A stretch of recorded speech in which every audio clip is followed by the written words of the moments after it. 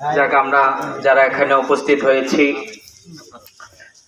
আল্লামা হযরত মাওলানা হারিসুল হক রহমাতুল্লাহি আলাইহি, ওনার ভক্তবৃন্দ, মুরিদান মুতাকাদিন, আশেকান, জাকেরান, আমার প্রাণ প্রিয় এলাকাবাসী, মহল্লাবাসী, আমার ইউনিয়নবাসী, দেশবাসী, যারা আমরা এখানে উপস্থিত, আমি আপনাদের সামনে আজকে কি বলবো,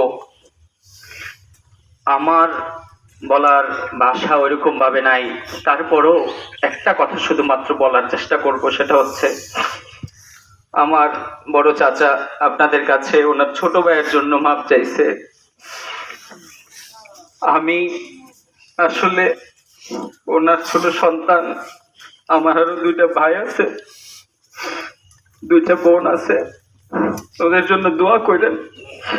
আর আমরা যেন এই দরবারটাকে হকভাবে, সঠিকভাবে ইহদিনাস সিরাতাল মুস্তাকিমের পথে যেন আমরা চালাইতে পারি।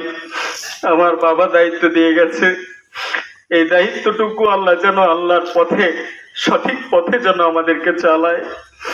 আর বিশেষ করে আমার বাবা সবসময় জানাজায় গেলে একটা কথা বলতেন, সেটা হচ্ছে, কেউ কি জানো যে কাউকে হাওলাত দিলে, ধার দিলে, এই ধারটা যদি সে ফিরায় দেয়, তাইলে এটা যদি আবার তুমি না ফিরাইয়া এটা মাফ করে দিয়ে আবার কি তাকে কিছু দান করতে পারবা?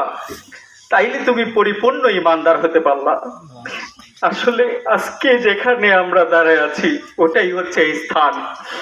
এই মানুষটার কাছ থেকে যদি কোনো কষ্ট আপনাদের অন্তরে কোনোভাবে, কোনো কথার আলোচনায় যদি কষ্ট পান, আল্লাহর হস্তে মেহেরবানি করে আপনারা মাফ করে দিবেন। আমরা চাই যে আপনাদের অন্তরের অন্তঃস্থল থেকে আপনারা মাফ করে দেন। আর দীর্ঘায়িত করলাম না, কথা বাড়াইলাম না, বৃষ্টি হচ্ছে, আমরা সবাই যার যার জায়গায় চলে যাব। সাইদ, গাড়িটা সামনে নিয়ে আসো।